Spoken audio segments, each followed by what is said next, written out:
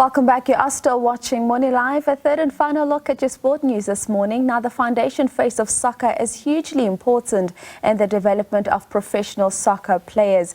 Now, the Pitso Mosimane youth football is currently playing an important role as a pathway to developing future soccer stars in South Africa. Now, to talk to us about this, we've roped a managing director of MT Sports Management, Moira Tlhagale, as well as football coach Carlo Meiring. A very good morning. Thank you so much for joining us this morning. Moira, I'll start with you. Pitso Mosimane youth football. We've seen it grow. We've seen it start from a very good base, and it seems to be growing at a very good rate at the moment. Thank you so much for inviting us and for having us, and good morning to all the viewers. Yes, absolutely. I think this is one of the key legacies that Coach Pitso has mandated us to help him live in the country. We started with this program in 2023 with 2 schools with Kuro. Last year, 2024, we had 12 schools with Kuro, and this year we've got 18 schools. So from the Pitso Mosimane youth football part, we've got 2 sections, which is the Pitso Mosimane soccer schools. These are the programs that we do in schools, like in Kuro. And then we've also last year started with Pitso Mosimane Football Club. With that, we started in Mamelodi, in Roodepoort, Boksburg, and Midrand. And out of that, we had about 4 clubs, 21 teams, and around 400 children. So quite a successful, really, progress from our 2023 to last year.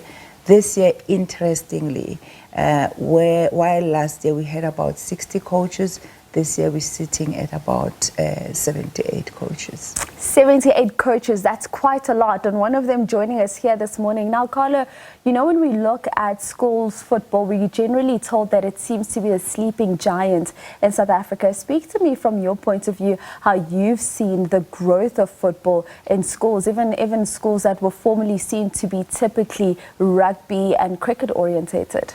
I think one of coaches' visions is to merge football and education. I think if you look at the history of football, and even coaches will say many footballers are not academics, but I think one of our most important roles is to try and change the narrative.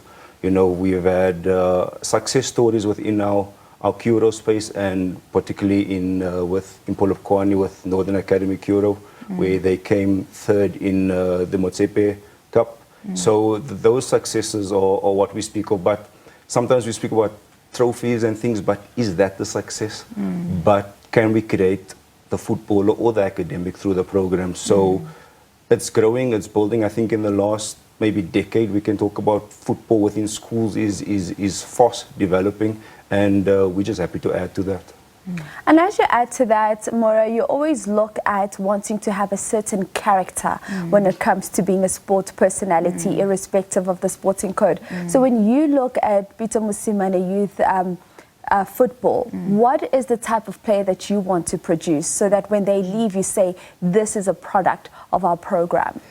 When Coach Pitso was still dreaming about this concept, in his words, he kept on saying, I would like to create a player of tomorrow. And he kept on saying that word, and it happens now to be really our tagline. We did not go out to a marketing company to say, what do you think will rhyme? It's actually what he used to say. And with that, he means that he wants a player that is technically good, academically good, and from a social point of view, also very balanced. So that is the type of character that we are building, and a player. And that is why, as much as we are focusing on all sort of ages up to 15, our main focus really is that under 6, under 7 child, because Coach Pitso said is a mandate to us in the next 10 years, he would like 80% of this program or these children to be part of Banyana Banyana or Bafana Bafana. So for us, it's very important that we start from a foundation. We have seen that there are those children that are gifted at the age of 13, 15, but we just don't believe those are the children that we must claim as ours. Ours will be those that we started with in 2023, and we say 10 years from now, what have we produced? Indeed.